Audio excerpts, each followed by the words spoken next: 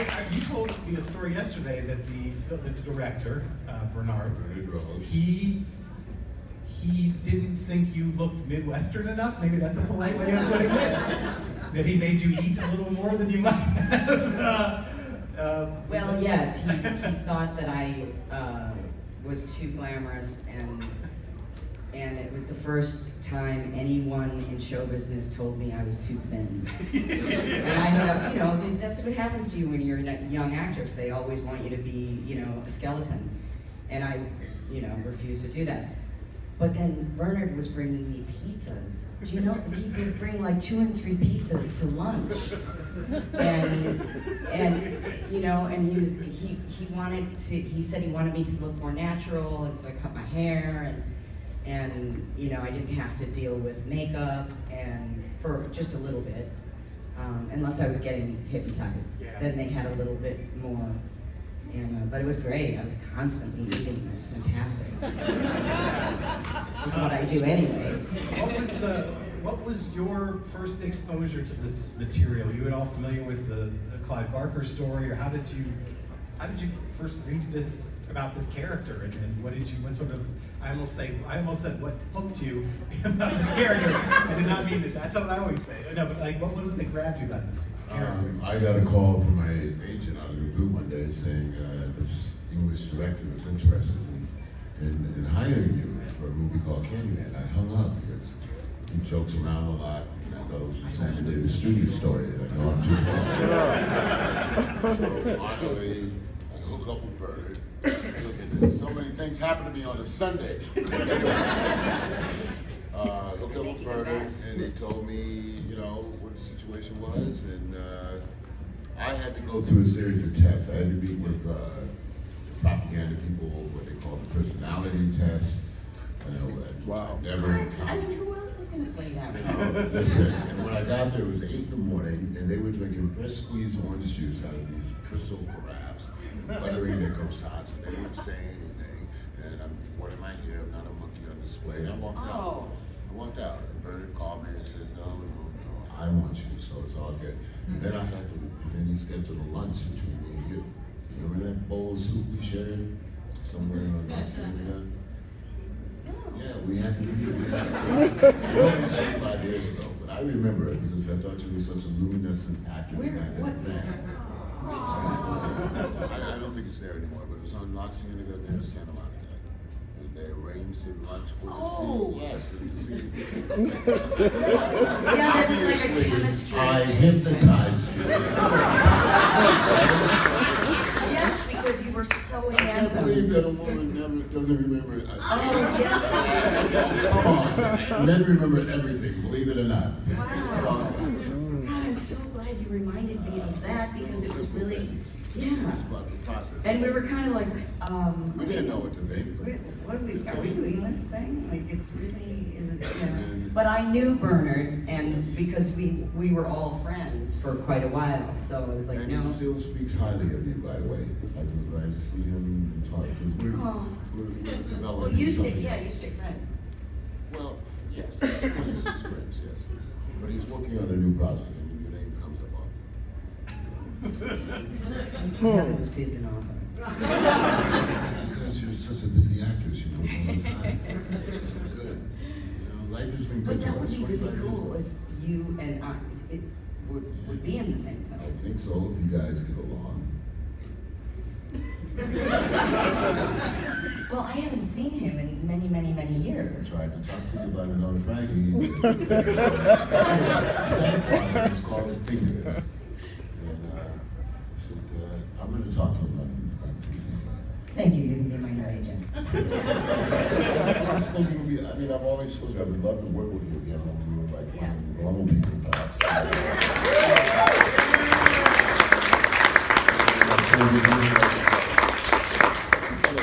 Enough of the love fest. Let's go back to the questions. More of a love fest, please. So the time that you did shoot here, when this movie came out, I was living about 5 or 6 blocks from Cabrini Green. So honestly, in the city, and it's still to this day, to a certain degree, divided very strongly.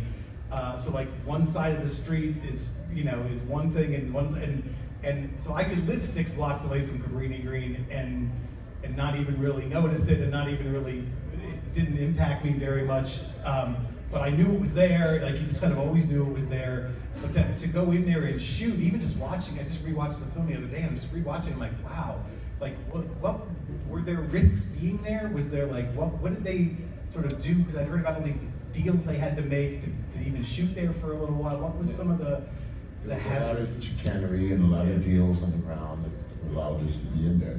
But I remember, I don't know, you went there today, I took a tour because I didn't actually work in Cabrini Green. Yeah. But they flew me out here in Chicago, so I just hung out for like 2 weeks. Went to Kings and Mines most of the time. Just go I love the Kings. Frank Pellegrino, I love you.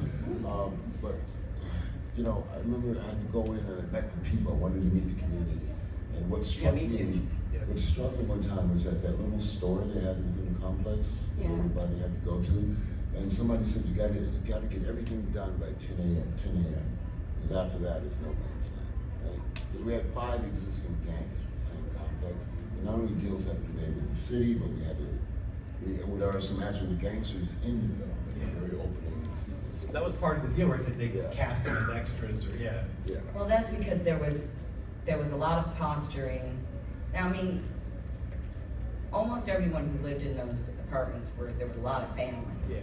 And a lot of single mothers. Yeah, a lot of single mothers, a lot of little kids, and so they were, sometimes it was like they were very welcoming of us, because at first, you know, the circus shows up, you know, lights, cameras, trailers, we've got cops, security guards, and everyone was kind of like, wait, whoa. The way they are in any neighborhood, we would show up for a movie. And so there was the gang that was my understanding that they ran the building that we were gonna be using. And so Bernard, sort of being the mad Englishman, sort of, you know, they were just standing like really very, very young. I mean, they were teenagers. And so he went bounding over to them, and they were kind of like, what? and he was like, hello, listen, we need some blokes in the film. Would you like to be in the movie? And they kind of went from doing this to, and he was like, I just need you to stand around and look threatening. You can do that, can't you? and they were so enamored of being a part of the process that he was like, you need to look more mean. And so we were in, and we weren't too disruptive, and so we were, and ended up being really welcomed. And you know, there was some gunplay when we first got there, but it wasn't, you know, there was a big police presence around us, and I think that a lot of people, quite frankly, were really glad that we were there and we weren't making fun of them. That was what I think was really important to them, is that we weren't going, oh, look at this bad slum. Or even demonizing the whole. We weren't demonizing. Yeah, right. That was a great invitation to Bernard, by the way. but that all of this leads to the transformative nature of art, going into a place and taking something that might be frightening and giving people purpose and hope. And like that. To this day, I get people that have lived in Cabrini Green that come up to me randomly all over the United States and say how much the art form meant to them, that it gave them dignity and pride. Yeah, that has happened to me too. Yeah, so that's awesome. And those are the jobs you live for. Let's talk about bees, because I still to this day, even just rewatching it, I can't tell what's real, what's not real at all. But I guess it's all real, right? Like anytime that I was on screen, bees were around, they were real. On your face and in your mouth, on and my body, on my legs. So how do they? Yeah, there was no CGI stuff, all of these, but we had a bee man. Yes, Norman Gary. A wrangler. Yes. Very eccentric dude. One time he taught me, he says, I want you to meet the bees finally. Yeah, I had to meet the bees. Okay, you know what I'm saying? Yeah. And he brought us into the trailer, and then for me, he started, like, I knew he was a little eccentric. He says, and that's Harry, and that's Joe, and that's John. He really cared about his bees. He did, he loved them, and that also made me less fearful. Because every time I had to deal with them, it was a long process. I had to literally take a shovel, put them where they were, you know, and then put on their own so they would stay there. And then he had the little bee vacuum. Yeah, bee vacuum. He had this very, very gentle little, because there were animal rights people that would show up to make sure there were no bees harmed. And so the removal of the live bees, that was harder. Yeah. It wasn't so much having them on you, Because but that would, they would get agitated. yeah, and you would just have to sit really still for a very, very long time as this tiny little gentle vacuum would collect the bees so he could put them back in their portable hive. And take them to the train. Yes. Well, you got stung. They got about 26 over the course of 3. Oh my God, you never told me it was that. On the first film or on all the All of them. all the 3 Oh, films? Okay. Maybe 10 stings on the But first you film. know, bee stings hurt, so Yeah. you gotta take it. Take it and manage. It's great. But you were so cool about it. Like, I didn't Because even I know was that so would happen. excited to be in a film with you and playing what has become a very memorable moment. I mean, it's 25 years ago. People, not to, every day, people come up and say something. Yeah. You know, It's, so we created it's the something most else. asked about film, and somebody came with a press kit for me that I hadn't seen. In the verse, yeah. And there was the picture of us waltzing in your nice. lair. I love That it. was my favorite part. Yeah, well, of the first of movie. all, that is the moment of the film, and they only used 6 seconds of it, because if you remember, it was Yeah. a much longer scene. And it emphasized, because it was very important to me, that the romanticism was front and center. This guy was killed, murdered, lynched, and this is the love of his life, and all he wanted to do was be reconnected. So that moment, you know, Yeah. emphasized that. It was a beautiful scene. I think was there, yeah, absolutely. The love story at the center of any horror film is pretty rare, and then to have it work like this is actually Well, the pretty studio great. got cold feet. I'm surprised. This is America, after all. Is someone named Laura in here, by the way? No? Okay, we met this fan earlier today. It was so beautiful. It was a young girl. She's not here. Fragile, but she came up to us and she knew lines. She had taught herself how to play the pull-up glass music Oh yeah. by ear, and she got the romanticism. She said, Yeah. "We saw the love." A teenager, and she just, Young like, it teenager. meant so much to her, and she got the real essence of the film and how much it meant to her, and she just went into such detail, and so Tony brought her over, because I saw that she was standing like this and she was crying. Yeah. So then you brought her over to me, and then she was telling, I'm getting chills again. And then I started crying because it was so beautiful, because it was not, this is a movie that was not just about the slasher and the gore, and there's a place for those, because we all love those movies. That's why, you know, I'm a fan too, but this was not that. And it was nice to see somebody that this was new to her and that she got it, you know.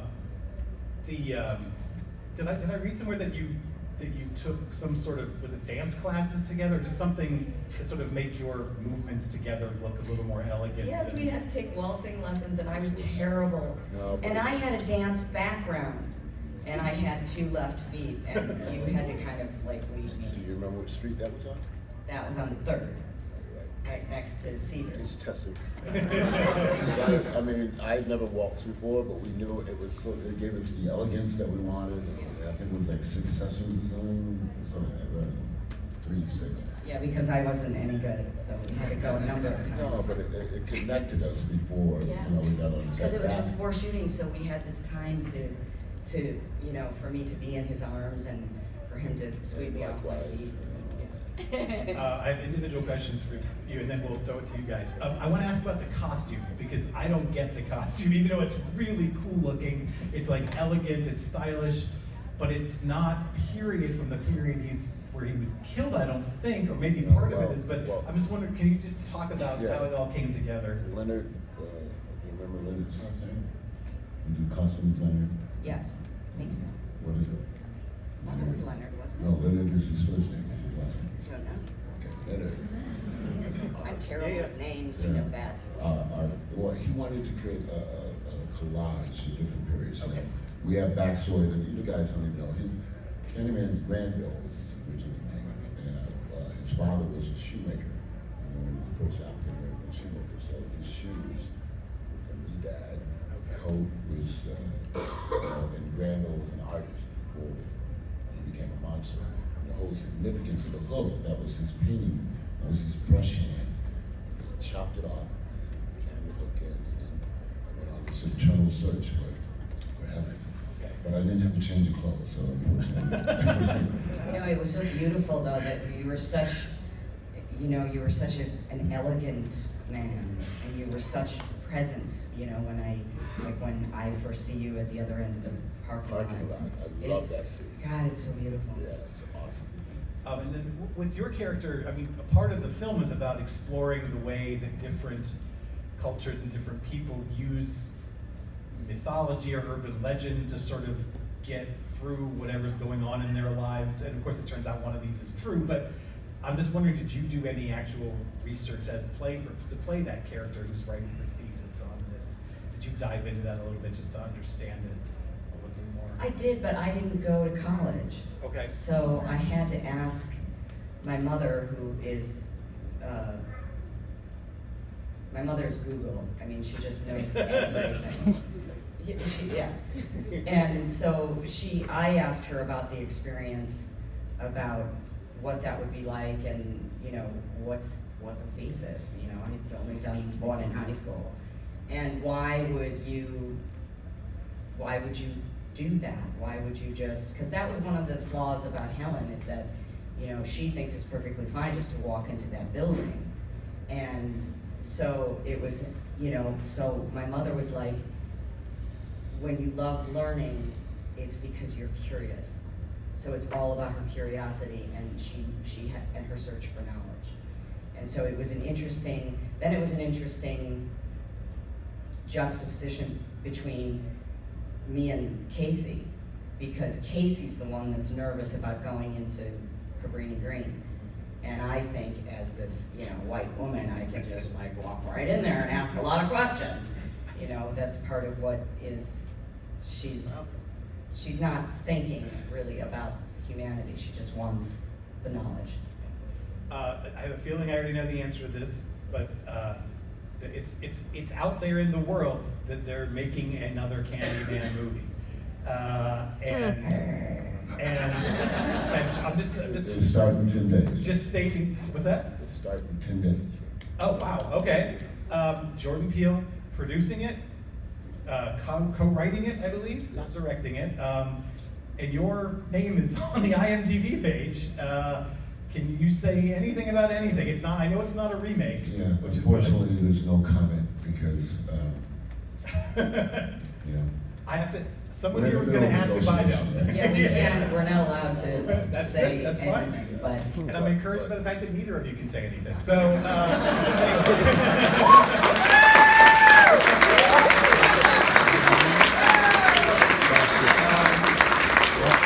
Okay, questions? Anyone? Yes, sir. I was wondering, I actually wrote an article on Candyman for a magazine called Paris Cinema many years ago, but the article was about the mystique of Cabrini Green itself and how that plays into the tension in the movie. And I was wondering if you guys kind of could give your thoughts on how that played into your characters and how you viewed it from their perspective. I was fearless. This is my tribe. It's good. They liked seeing me, and because I didn't really have scenes in Cabrini, people, as I said earlier, come up to me years later who actually lived there to tell me about mysterious graffiti. Apparently, there's a theater here in Chicago where there's some graffiti that still remains. So, everybody loved that film. And those that didn't, it's fine. It's who we trust. We had a great time, and I think the impact remains. Did you have experience in autograph? Well, no. I think we were there for such a short period of time, and we were just sort of using the exterior. I mean, the elevators didn't work, and it wasn't practical to shoot in an actual building, no matter where it had been, because we needed to have removable walls and the lair and bees, and it had to be in a controlled environment. So that's really why we didn't. All the rest of it had to be in a studio.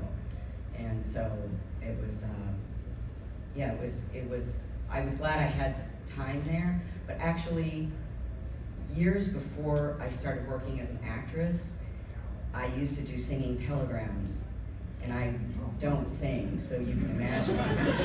And somebody sent a singing telegram to a little business next door to Cabrini Green.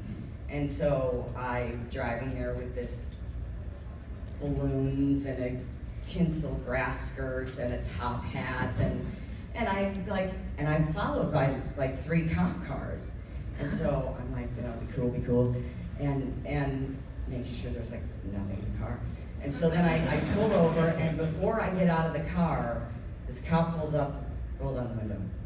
What the are you doing in that outfit? And I go, I'm an actress and I'm delivering a singing telegram. And they go, just do it, get out of here. And I was like, why?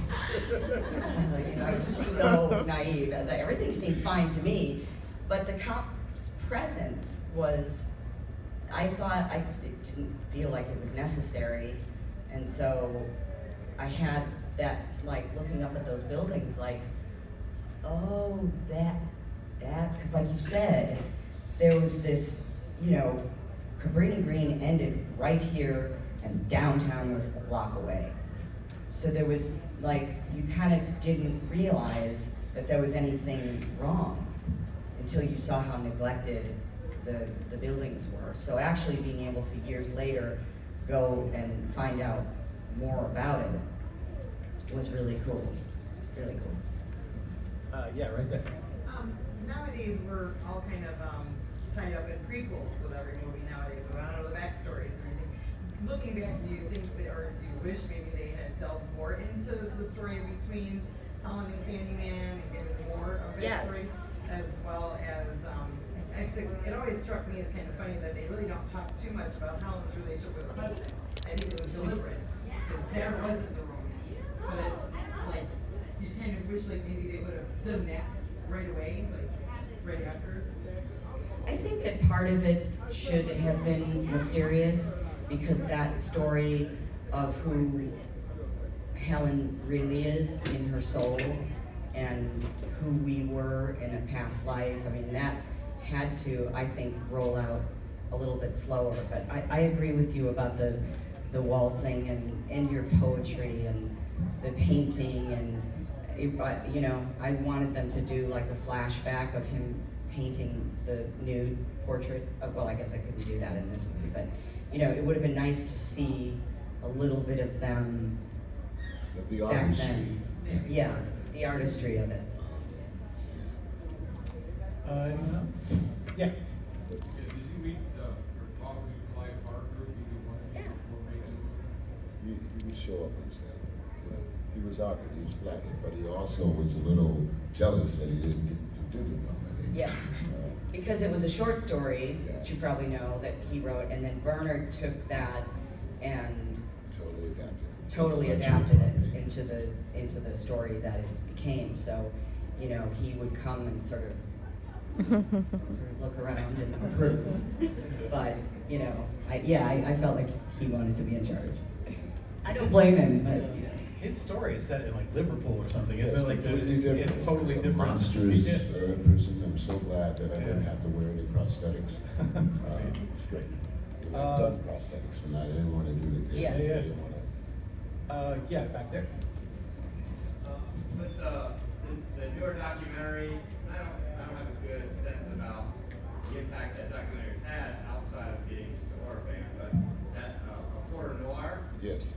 You found any difference in interacting with fans or different types of fans that you're interacting with now at conventions or?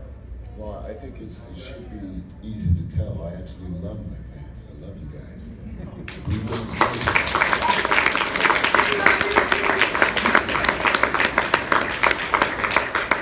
We wouldn't be here without you, and certainly we wouldn't be here without the work. Last one. Yeah. You mentioned Philip Glass's music, which I think is a really great component to the movie and the sequel. I don't really ever see the actors talk about the music thoughts on it? You mentioned it's a beautiful score. The music was vital. I loved it. And when they came out with that, did you see the Laserdisc thing with the music, or they did a translation to record? And Philip, according to Bernard, Philip, he didn't know what he had signed on for apparently, and he did. Yeah, because he refused to do movies before that. But then he didn't really get it when he first saw it, but he's come to love it. He's actually, I saw somebody had something, a video that had his name signature. I've never seen his signature before. So it's great. So yes, the music, our DP, Tony Richmond, Bernard, the cast, Chicago, Green, all of it led to a one-of-a-kind experience. Yeah, it really did. I think the music, the one thing I also want to say about his music is and this has to do with how the Candyman character hypnotizes and puts you in a kind of an alpha state, a hypnotic state.